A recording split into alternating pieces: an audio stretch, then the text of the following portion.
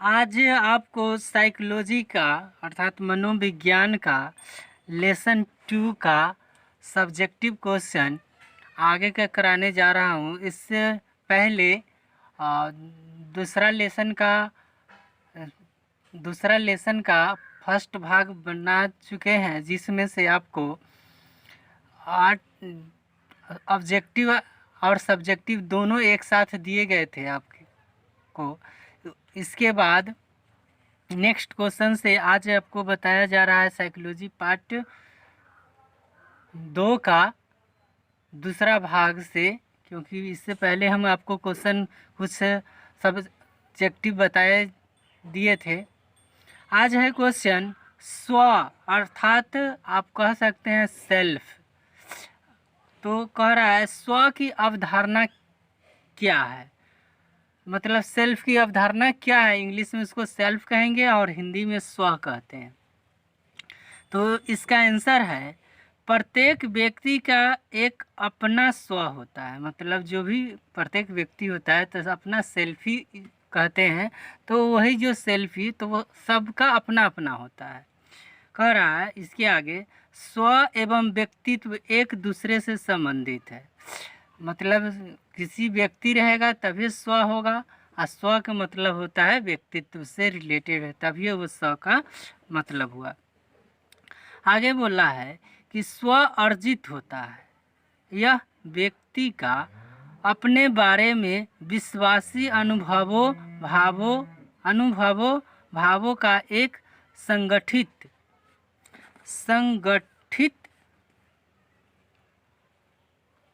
संगठित संग्रह है। कहने का तात्पर्य है कि जो भी व्यक्ति के होता है तो वह अनुभव कि हम सेल्फी ये खींचे हैं या सेल्फ काम कर रहे हैं, तो ये अनुभव की बात होती है। तो संगठित संग्रह है या मानसिक चित्र विकसित करता है, जिसे स्व कहते हैं।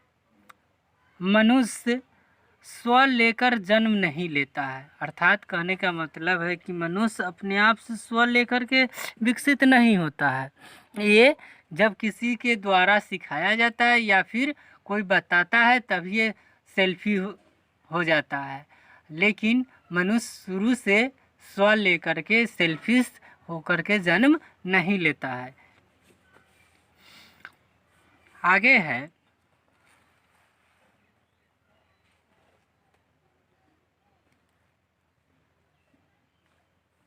दो साल की आयु में स्व का विकास शुरू हो जाता है। कहने का मतलब है 2 साल की आयु में स्व का विकास शुरू हो जाता है। जब बालक देखता है एक दूसरे से ये चीज़ खाता है, ये चीज़ काम करता है, तो धीरे धीरे स्व सीख लेता है। ठीक है, तो 2 साल की आयु में स्व का विकास शुरू हो जाता है और आजीवन इसमें निरंतर विकास एवं परिवर्तन होता रहता है।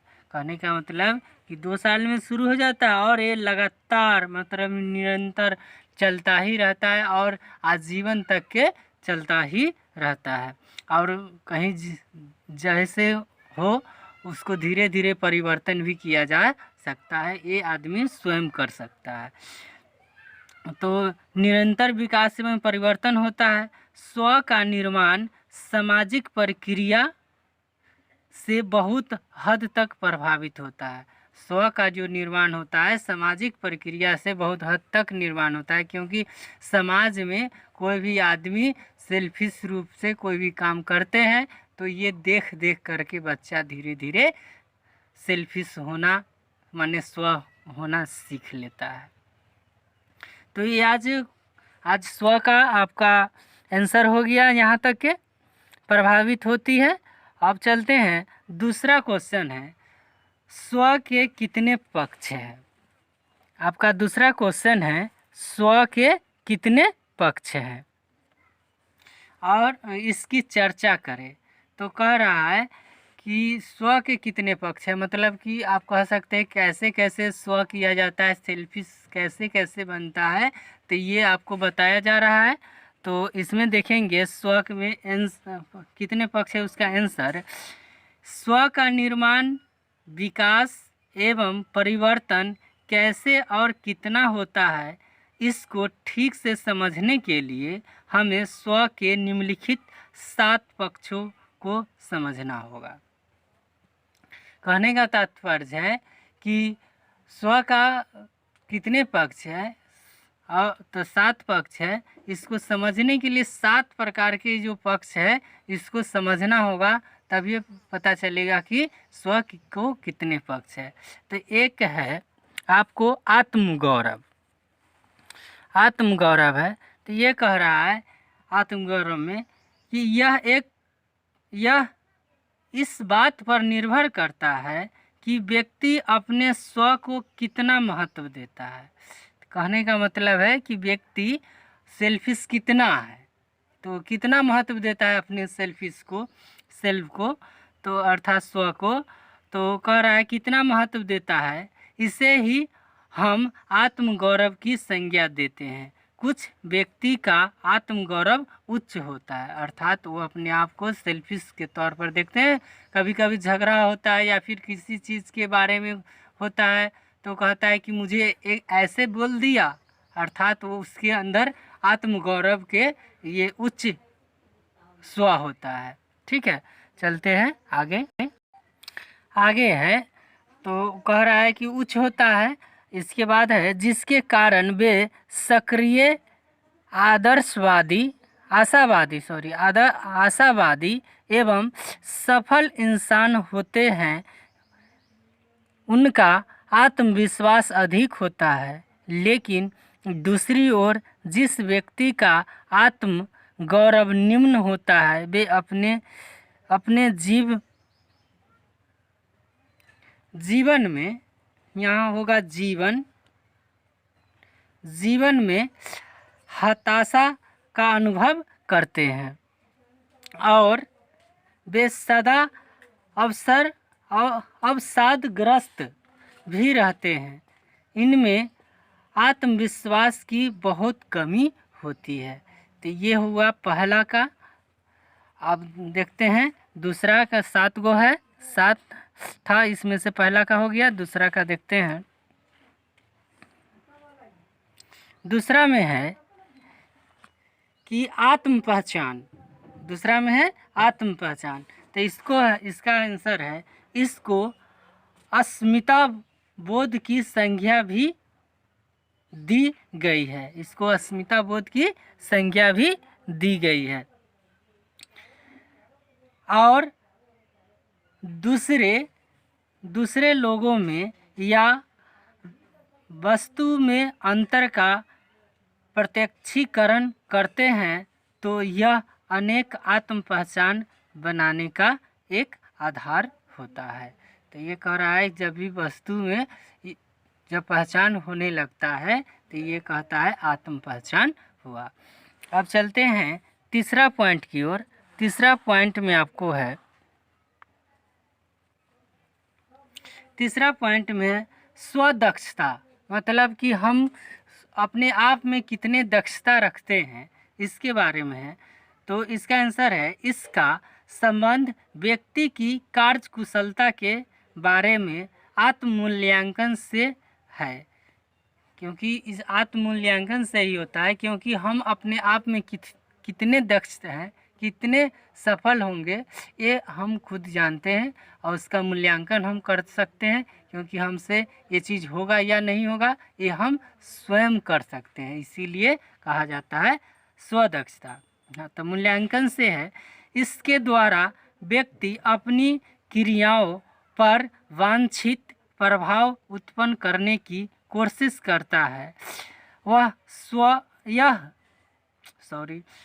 वह यह विश्वास करता है कि वह ऐसा करने में निपुण है। अर्थात आत्म दक्षता में कहता है कि जब अपने आप को मूल्यांकन कर लेता है तो ये कहता है कि हम ये चीज़ कर सकते हैं और ये चीज़ में हम निपुण हैं। तो 3 हो गया। चौथा में है आपको स्वचेतना। स्वचेतना का आंसर है, जब व्यक्ति स्वयं के बारे में चेतन रूप से सजग रहता है तो उसे हम चेतना के नाम से पुकारते हैं। कहने का तात्पर्य है कि जब हम स्वचेतन मतलब हम अपनी अब कोई भी व्यक्ति अपने आप को चेतना में रहता है कि हम कहाँ जा रहे हैं, क्या कर रहे हैं, तो इसको स्वचेतन कहा जाता है के नाम से पुकारा जाता है। जब व्यक्ति अपने बारे में सचेत रहता है तो वह अपनी आवश्यकताओं को प्राप्त करने में सफल होता है। कहने का मतलब जब जो चेतना में रहता है तो कोई भी काम करने में सफल होता है। इसे आत्म केंद्रित की अवस्था भी कहते हैं। इसे आत्म केंद्रित की अवस्था कहते हैं। आगे है आत्मनिगरानी। आपको है पंचमा में है आत्मनिगरानी। तो इसमें कह रहा है आत्मनिगरानी में कि जब व्यक्ति अपने जांच पड़ताल करता है या निगरानी करता है तो इसे आत्मनिगरानी कहते हैं। जब कोई भी व्यक्ति आत्मनिगरानी मतलब स्वयं के बारे में कहता है कि ये गलत है या ये सही है तो उसको कहते हैं आत्मनिगरानी। ठीक है, ये थोड़ा क्वेश्चन ज़्यादा ही लंबा है इसका आंसर इस क्वेश्चन का, इसलिए थोड़ा ये 7 पॉइंट दिए था, 7 पॉइंट को डिफाइन करना ही पड़ा इसलिए।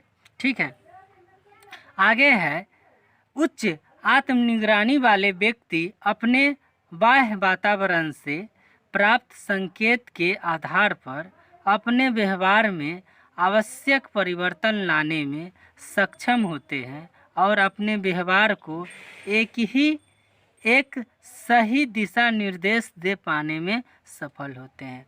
अर्थात जिसको आत्मनिगरानी करता है वो जानता है कि ये चीज़ गलत है या फिर ये चीज़ सही है तो उसको अपने आप में परिवर्तन लाने में सक्षम होता है और सफल दिशा निर्देश लेता है।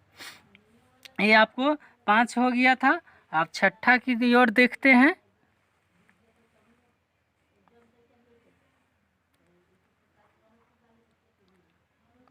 छठा की ओर देखते हैं।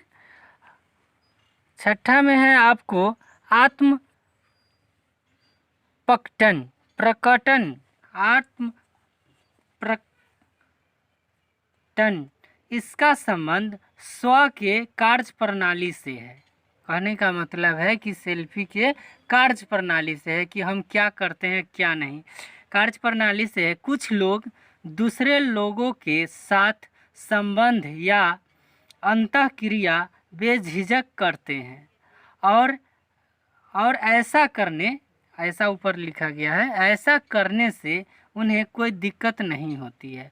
कुछ व्यक्ति में आत्म प्रकटन की क्षमता उच्च होती है। ठीक है, ये आपको छठा पॉइंट था। 7वां पॉइंट देखेंगे, ये वो लास्ट 7वां में है आपको आत्म प्रस्तुतिकरण। इसका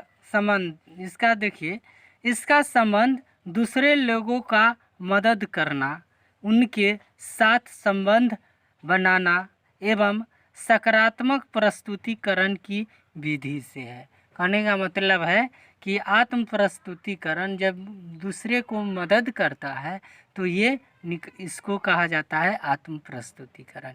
तो ये आपके 7 पॉइंट थे जिसमें से आपको बताया गया है। तो ये आपको दूसरा का क्वेश्चन यहाँ समाप्त हो गए।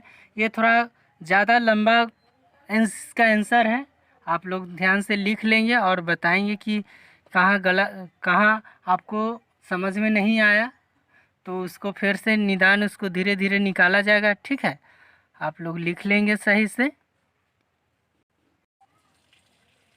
आज का तीसरा क्वेश्चन है व्यक्तित्व से संबंधित क्या क्या है। तो आपका आज साइकोलॉजी का तीसरा क्वेश्चन है व्यक्तित्व से संबंधित क्या क्या है। तो इसका आंसर है निम्नलिखित शब्द व्यक्तित्व से संबंधित है। जो नीचे दिए गए हैं उसको शब्द को संबंधित है। तो इसमें एक में आपको कह रहा है स्वभाव। तो इसका एक में स्वभाव, तो इसका देख लीजिए कि यह जैविक गुणों पर आधारित प्रतिक्रिया करने का एक खास तरीका है। स्वभाव जो है जैविक गुणों पर आधारित प्रक्रिया करने का एक खास तरीका है। और दूसरा पॉइंट है शील गुण। शील गुण है, शील गुण में देखेंगे कि ये व्यवहार करने का एक विशेष निश्चित एवं अस्थायी तरीका है। ठीक है। और तीसरा है व्यक्तित्व के प्रकार। इसमें कह रहा है, इसमें हम यह समझते हैं कि समान प्रभाव के शील गुणों वाले व्यक्तित्व को एक खास श्रेणी में रखा जाता है। आपके चौथा है स्ववृत्ति। स्ववृत्ति में है यह किसी खास परिस्थिति में विशिष्ट ढंग से प्रतिक्रिया करने की प्रवृत्ति है। और पांचवा है चरित्र। यह नियमित रूप से होने वाले व्यवहारों का एक समग्र प्रतिरूप है। और छठा है आदत। यह व्यवहार करने के यह व्यवहार करने के सीखे हुए तरीका है जो व्यक्ति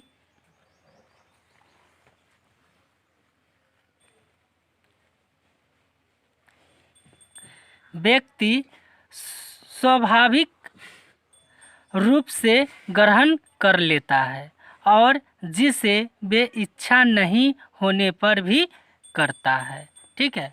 और आपके 7वां पॉइंट है मूल्य। तो मूल्य से तात्पर्य है कि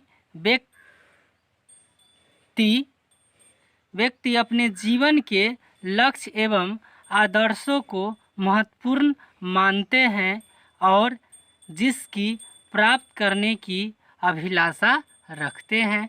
तो ये आपको व्यक्तित्व से क्या क्या चीज़ संबंधित है ये आपको क्वेश्चन का आंसर हो गया है।